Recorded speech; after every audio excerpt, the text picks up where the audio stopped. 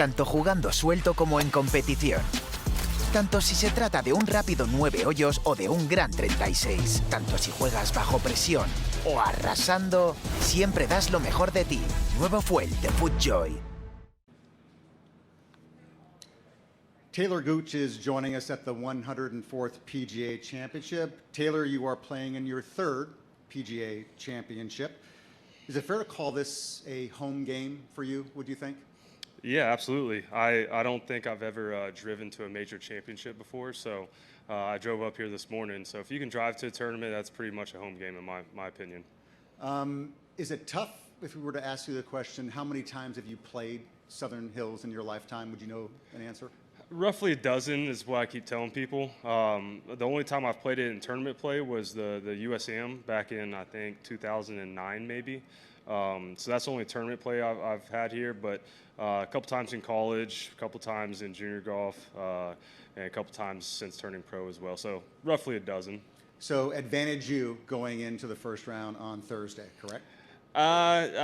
Maybe, but I've only played it once since they kind of redid it a couple years ago. So you know, it's different enough now than what it was previously that, you know, hey, there's so many guys out here that have seen this course and have seen this course here in the last few weeks that what's great about this course is there's no tricks. It's pretty straightforward. And so, you know, yeah, I'd say I have a little bit of an advantage, but at the end of the day, it's like I said, it's such a phenomenal, straightforward course that you don't need to play it 100 times to find the tricks of it. How many pieces of clothing have the Southern Hills logo on it in your closet? Actually, none. Yeah, I was a poor little junior golfer. I wasn't buying anything. And since I've turned pro, I've only been here once since being on the PGA Tour. And me and my buddies were more concerned with the frozen clubbies than buying some gear. So let's just say the focus wasn't the gear on the day. Let's go talk to Kerry Cosby after this interview is over. Questions, please. And we'll go over to mic number 4. Taylor, having played this in the past, what was your reaction to the new look? So the one time that I played it post the kind of the redo, it was blowing 30. It was about 50 degrees. And so needless to say, I didn't get a great first impression because it was just eating my lunch up. But so today is the first time I've played it in more standard conditions. And I mean, it's just, for the last, you know, couple months, my buddies out here that I play a lot of practice rounds with, I've tried to not overhype the place because it's one of my favorite places in the world. And so I think it's phenomenal, and I think it's going to be tough to find anyone that's going to speak any differently about it. We'll go to mic number 8.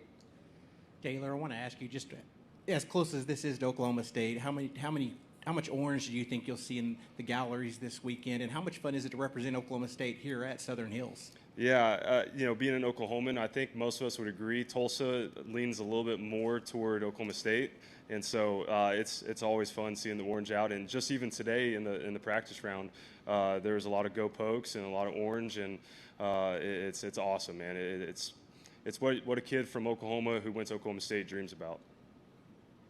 Mic number 11. Taylor, you took a little bit longer trip to the tour than some of the other Cowboys on the tour right now. But because of knowing that the PGA Championship was going to be in your home state, how much did that add to the drive of trying to establish yourself on tour to be able to qualify for this field for this specific tournament? Yeah, so last year when I won at the RSM, the final tournament of the fall season, you know, I knew that was going to get me into all the majors this year. And it was so special because, again, this is what you dream about, you know, playing PGA Championship in your hometown at one of your favorite places in the world. You know, growing up watching Retief win here and then watching Tiger win here, and man, there's a luster about this place that it just makes it that much more special. That, you know, this is the year that I was, you know, guaranteed myself to play in all of the majors for the first time. So it was very, very cool. Go mic number 14 in the back. Taylor, what did you have to figure out? I mean, you obviously won a lot in your junior career, college, that sort of thing, but what did you have to figure out that helped you win on the PGA Tour? Man, that's a great question. I had to figure out how to fall in love with the next day. I had to fall in love with getting better the next day. I've told people a lot that I don't have a whole bunch of goals because I know if I start to set goals for, a few months down the road, a year down the road, I kind of I lose track of the day-to-day process. And so I learned early on whenever, I turned pro and I didn't get straight to the PGA Tour, and all I could think about was getting to the PGA Tour, and I realized like I was looking so far down the road that I wasn't taking advantage of each day. And so, for me, the biggest turn in my career was when I kind of shifted my mindset and realized, all right, let's just get as good as we can today. And then eventually those days added up and it turned into a win on the tour. We're in the front row on mic number 1. Taylor, if you had to narrow it down to just a couple of things that this course really demands, and aside from that, from your standpoint, what are a couple of things that you need to do with your game here to be successful? Man, getting the ball in the fairway out here is going to be crucial. You almost have to play this course backwards. The around the greens, it's so penal. That the runoffs it makes it so difficult to get the ball in the right place around the greens if you're not in the fairway. And so you almost can't narrow it down because you have to do so much so well to play well out here. It's not just, you got to hit it, your driver well, or you got to putt well. You got to do everything well. That's what makes it a major championship golf course, I think. Question on mic number 1.2. Hey, Taylor. You were a teenager in 07 when Tiger was here. Were you actually here at all during the tournament? Did you watch it live? I remember a buddy calling me and said, hey, I got some tickets. Do you want to come up? And I remember thinking, it's like 105 degrees. I can go watch this in person and sweat my butt off, or I can watch this on TV. So I watched it on TV. I had spent a whole summer of playing junior golf, sweating my butt off. I was like, you know what? I'm just going to set this one out and watch it on TV. Midwest City is where that's your home. How Yes, far sir. away is that from here? About an hour 45. Obviously, this Southern Hills was a bit of a late add to the rotation here. But as you started to play better, how much was this on your radar, knowing that this was sitting out there for you? Yeah, once I saw that it switched venues to this course, immediately I'm like, we got to get there. And I even so much to the point, shortly after that, I started looking at Airbnbs and stuff to try to get a place reserved here because, it's like I said, I'm gonna sound like a broken record, but it's a dream come true for an Oklahoma kid to go to Oklahoma State and to play the PGA Championship at Southern Hills. Looked at that Airbnb. Just one more thing on that. Was it right after you won at RSM, when you knew you'd be in, or was it even before that? That solidified it. I kind of knew before that I was in a good enough position from a world ranking perspective to I had played my way in, but that completely solidified it. Question on mic number 5. TG, what does it feel like living out every Oklahoma kid's dream, playing in a major in Oklahoma? And tell me a little bit about what the Oklahoma Junior Golf Tour meant to you growing up. Yeah, where do I even start? It's when you think about like Southern Hills, the luster that it has. For I don't know how many do you know if there's any other Oklahoma kids here? Like born and bred? You're the only one. Yeah, so, it's like, that makes it even that much, more special, right? And, how many kids did we know growing up that were studs, right? And so we know that, the tip of the mountain to get here, it's not easy. I don't take any of it for granted because I've seen so many kids that were so good throughout the years that, haven't gotten to this point. And as humbly put as possible, I'm just grateful that, that I'm here. And the OJGT, we've talked about my foundation that we've just started. We're going to help the OJGT, and we don't know how yet, but it played such an integral part in my journey and my development as a junior golfer.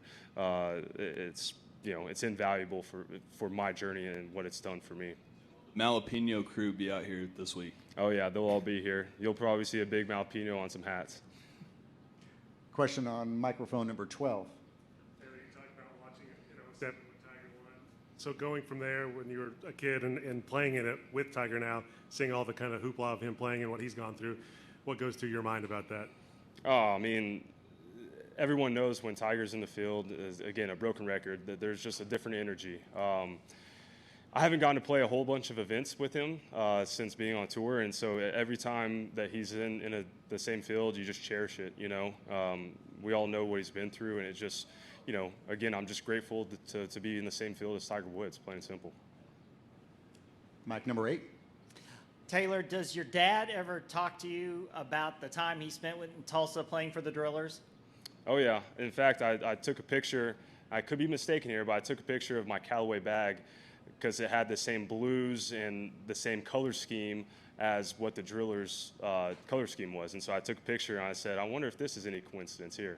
So no, I mean, my dad is a very humble person, and he doesn't like to talk about himself. But as a kid growing up, it's like your dad was a pro ball player. You're asking everything. And so, no, it's so cool to you know, be playing at the, you know, one of the biggest stages in all of golf and all of sports, where my dad played pro ball at. We're back on mic 11. When you were at Oklahoma State, obviously Ricky was around a lot, and you know that was kind of the guy that you guys kind of idolized as looking towards the future. Now that he's back on tour and playing with you, what's it like being basically a colleague with him now instead of that college kid looking up to him? Yeah, man, he's been so incredibly generous and just humble and just likable from when I was 16 years old. I caddied for him at a U.S. Pub Links right before he turned pro, and since then, you know, he's done a great job of he's just the same old Rick, you know. And so even though he was a larger than life figure in the golf world, because he spent so much time with us and was just such a normal guy, we never looked at him in the sense of like, you know, this superstar. It's like we knew he was a superstar because when we went to Murphy's, there was literally a cardboard cutout larger than him. And we were like, okay, that's kind of cool. But no, it's just another dream come true thing. When I was in high school, watching, you know, Ricky Fowler playing Walker Cups and then getting straight to the tour and, you know, hoping to be on the same path as him. And now we're, you know, kind of living the same type of life. It's just crazy. Front row on mic number 2. Hate to ask another Tiger question, but I have to. Him just showing up at the Masters was good enough for most people. There seems to be more excitement, although his odds are exactly the same. Do you have enough of a feeling and know enough about where he is to say whether you think he can contend or whether he can win? I think if there's ever a question if Tiger can contend, we can all just kind of chuckle at that. Never is he going to be in a field where he can't contend. He might not have as good of odds in some places, but I think as long as he's in the field, if he ever gets it slotted, no matter how old he is, no matter what's going on, he's always going to have a chance. I mean, it's Tiger Woods. Mic number 4, please. Talor, how big is Midwest City, and how would you describe it to people? Midwest City it's a decent sized suburb. Everything is a little bit bigger in Texas, and everything's a little bit smaller in Oklahoma, I think. Other than we beat them a lot in a lot of stuff, so we're, you know, bigger in some ways. But no, there's a big Air Force base there, and so, you know, you grow up with kids that are, you know, coming in and out of town, moving, traveling, doing the whole military thing, and so that's a huge presence. Sports is a huge deal where I'm from. We always joke about one of my, you know, best buddies since we were this tall is the catcher for the Phillies, and people are always like, y'all got something in the water there, because sports is just, there's such an emphasis on it. And so, you know, the military, sports, and family is just big. Mic 9. TG, you're the only Oklahoman in the field. Do you feel any extra pressure with all the friends and family that are going to be around and being like the one true local born and bred guy, like you said? Yes, but it's a fun pressure. You know, kind of differently. My freshman year at OSU, we played national championship at Carson Creek. We were by far the best team all year, and so that kind of pressure is way different and way more. So this, funny enough, this doesn't seem nearly as pressureful as what that was. So. Yeah, I mean, it's a pressure of I want to do good for Oklahoma, not like, all right, we got to win this tournament or Coach Holder is going to be pissed at us, you know. So it's a good pressure. Yeah, mic 10, please. Talor, how is your game coming into the tournament? Are you comfortable with everything, or have you been working on anything in particular? Yeah, you know, the game feels good. I just had the last 2 weeks prior to Byron Nelson, I had 2 weeks off. It was my first 2-week off stretch of the season. So I feel like I'm a little bit rested now, especially after missing the cut last week. A couple more days to get a little R&R. So, no, the game feels good and obviously comfortable on this style of golf, on this type of grass, on these greens. And so, you know, if we can get a little bit of wind kicked up, I'll be even more comfortable. So, the game feels good. Final question on mic number 6, please. Talor, did any holes stand out to you today, or any section of the golf course stand out to you today in particular, special or more difficult than what you expected or anything? Yeah, so I only played the front today. Number 2 is as hard as I remember it was. Number 3 is as tight as I remember that it was. Number 5 is longer than what I remember it was. Number 7 was tougher than I mean, each hole has its own story out here, and that's what makes it so special. But number 2 is gonna, especially because it's just right out the gate. Number 2 is, it's just a brute, man, and it's. I don't know what historically the holes out here have been to par, and you know what has been the toughest holes. But 2 is going to be up there. But I mean, at the end of the day, I don't know how you can step on one tee and not get goosebumps because it's just special. Thanks for sharing some time with us, Talor. Good luck this week. All right, thanks, guys. El nuevo Pro SL no tiene clavos, pero tiene un agarre increíble. Con una plancha de carbono adicional para optimizar el retorno de energía y un nuevo y moderno diseño, el zapato original de máximo rendimiento sin clavos tiene algunas ventajas importantes.